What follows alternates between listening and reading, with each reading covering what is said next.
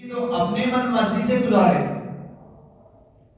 ہم زندگی اپنی خواہشات کے پیچھے لگ کے گزارے.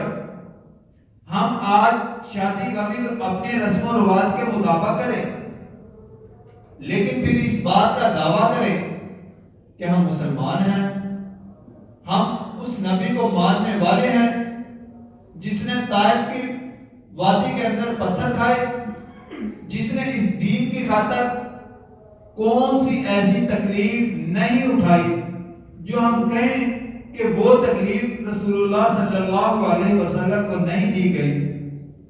تو میرے سامنے کوئی تکلیف ایسی نہیں ہے، بلکہ رسول اللہ صلی اللہ علیہ وسلم کی ایک حدیث کا مفہوم یہ بھی ہے کہ آقا علیہ السلام نے فرمایا کہ جتنے بھی انبیاء کو ستایا گیا مجھے سب سے زیادہ ستایا گیا.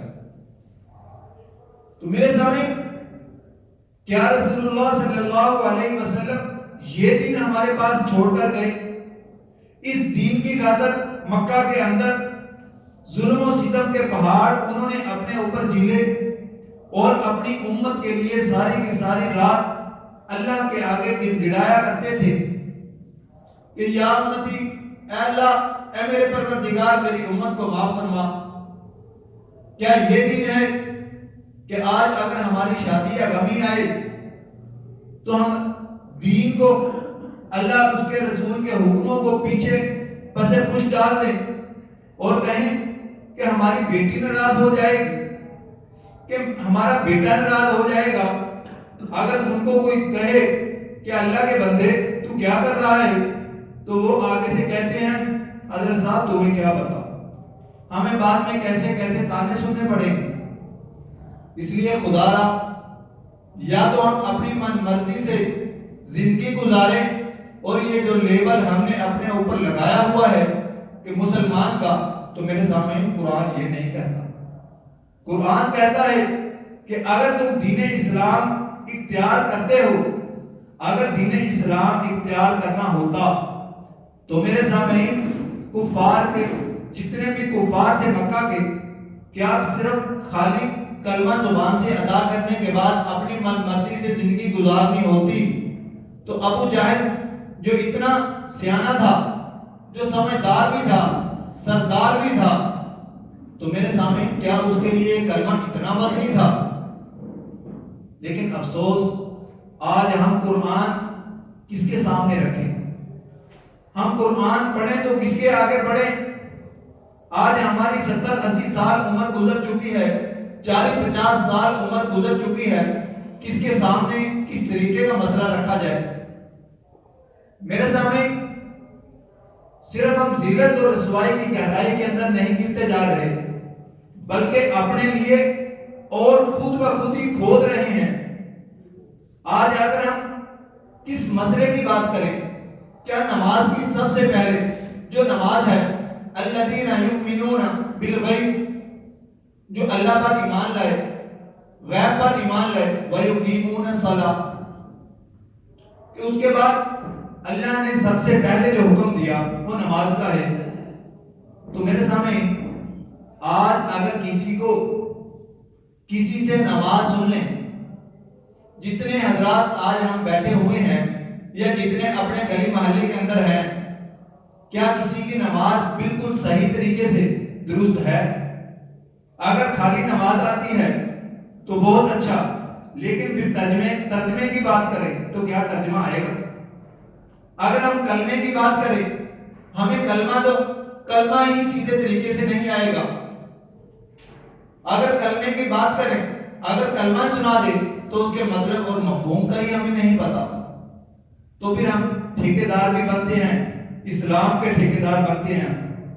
آج ہم اگر ملک کی بات کریں تو اس ملک کو ہم نے نظریے سے، لا الہ الا اللہ کا نظریہ تھا، جو ہم نے اس نظریے سے یہ ملک حاصل کیا، تو آج اتنے سال گزر گئے، کیا یہاں پہ لا الہ الا اللہ کی کوئی بات نظر آتی ہے؟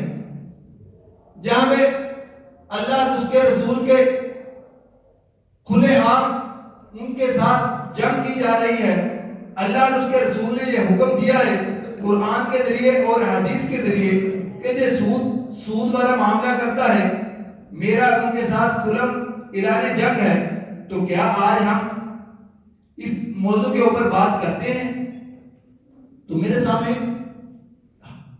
اور ہم ہر جمعہ پڑھتے ہیں، الحمدللہ 8 دن بعد جمعہ بھی آتا ہے، ہم تقریریں بھی سنتے ہیں، واعظ بھی سنتے ہیں، اور قاری حضرات کی، علماء حضرات کی بہت ساری تقریریں ہمیں آتی بھی ہیں، اور پھر بعد میں یہ بھی کہتے ہیں کہ بہت مزہ آیا، لیکن افسوس بعد میں ہم یہ نہیں کہتے کہ جس عالم نے یہ باتیں کی ہیں کیا ہمارے اوپر اس کا عمل بھی ہے؟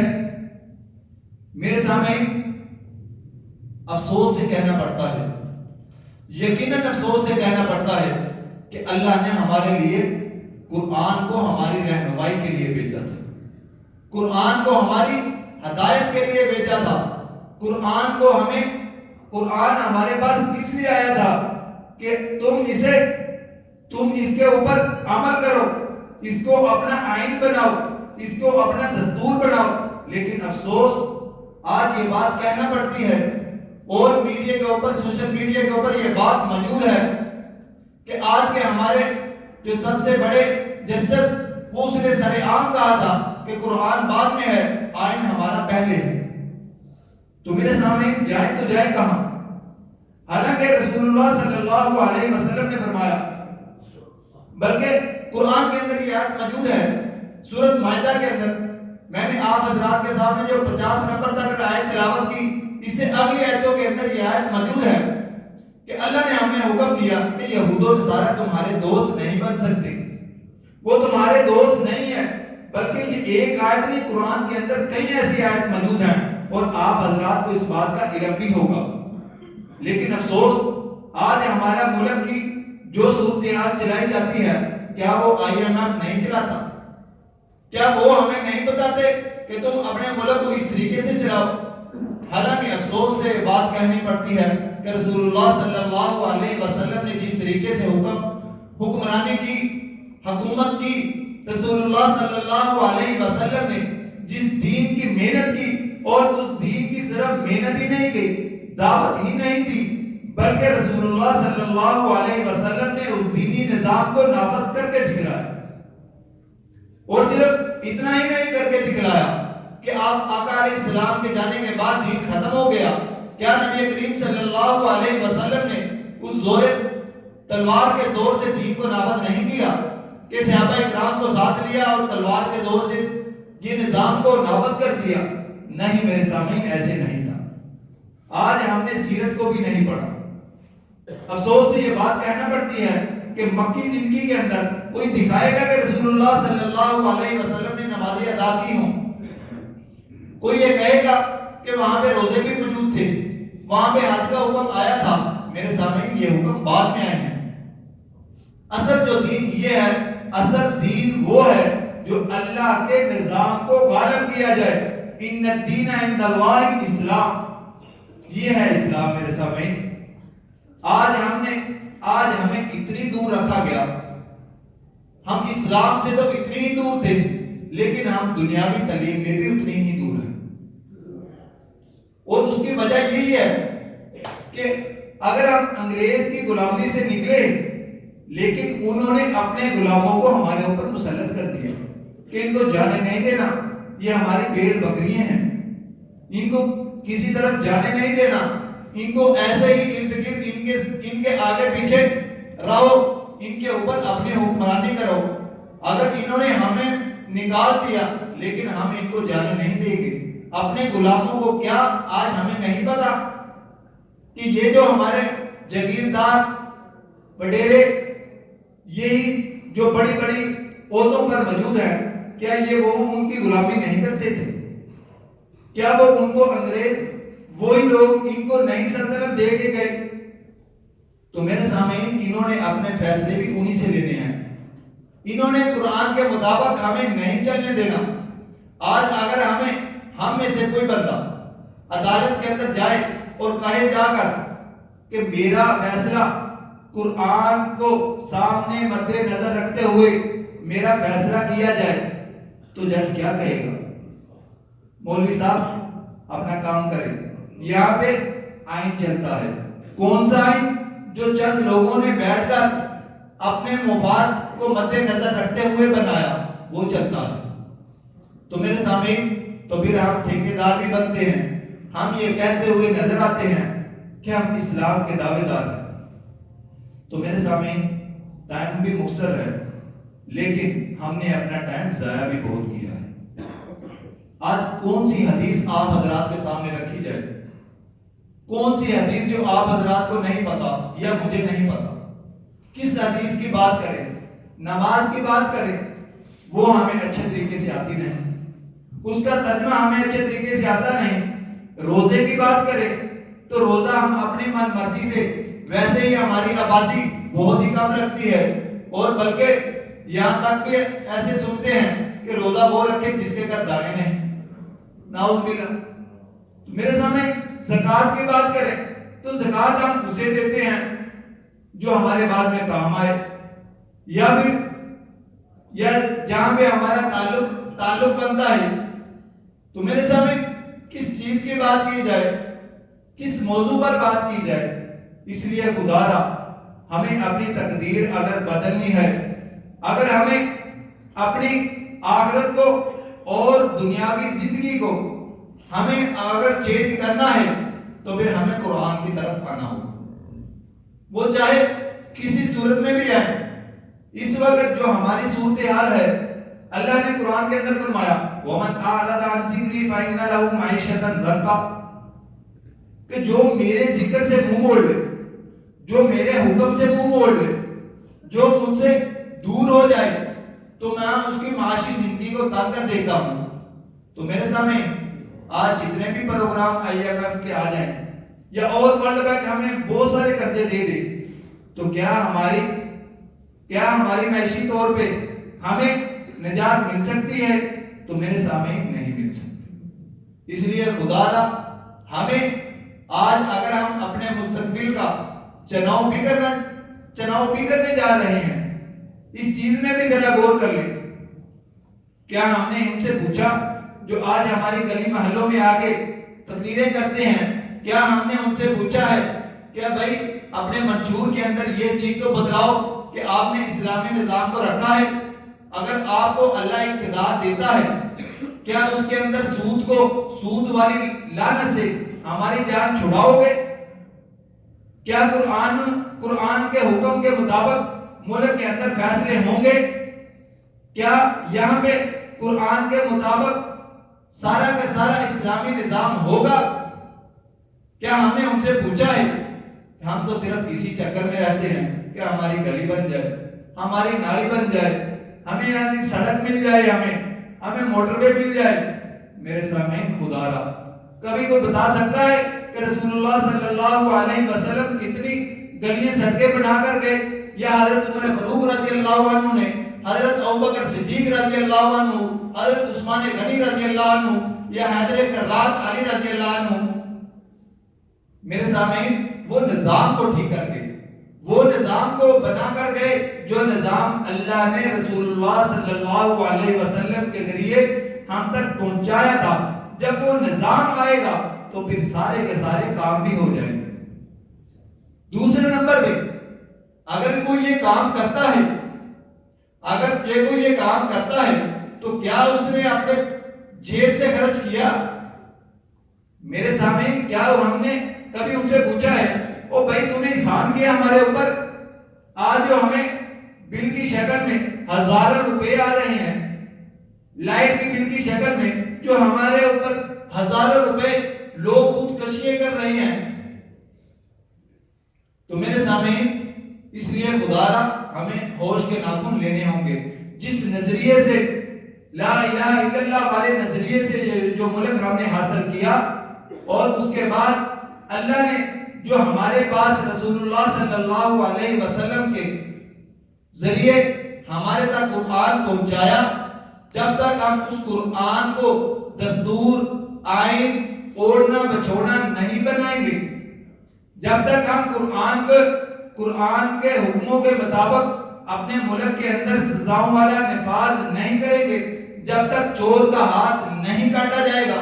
تو میرے سامعین، کیا اس واقعے کا ہم سب کو پتہ نہیں کہ رسول اللہ صلی اللہ علیہ وسلم کے پاس جب یہ کہا گیا، سفارش کی گئی کہ فلاں کی بیٹی اس نے چوری کی ہے تو معاملے کو رفع دفع کیا جائے، تو رسول اللہ صلی اللہ علیہ وسلم نے کیا کہا تھا کہ اگر میری بیٹی فاطمہ بھی ہوتی تو میں اس کا بھی ہاتھ کاٹ دیتا۔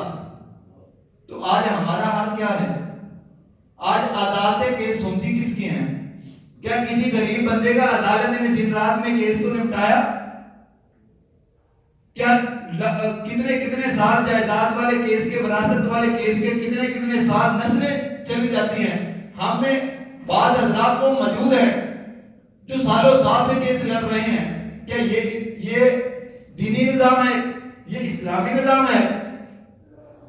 کیا وہ لوگ جو طاقت کے اوپر موجود ہیں ہزاروں روپے پیٹرول بھی فری لے، لائٹ بھی ان کی فری ہو، سارا کچھ ان کا فری ہو، تو ان کا دینا کس نے ہے؟ اس غریب عوام نے۔ کیا ہم نے ان سے کبھی سوال کیا؟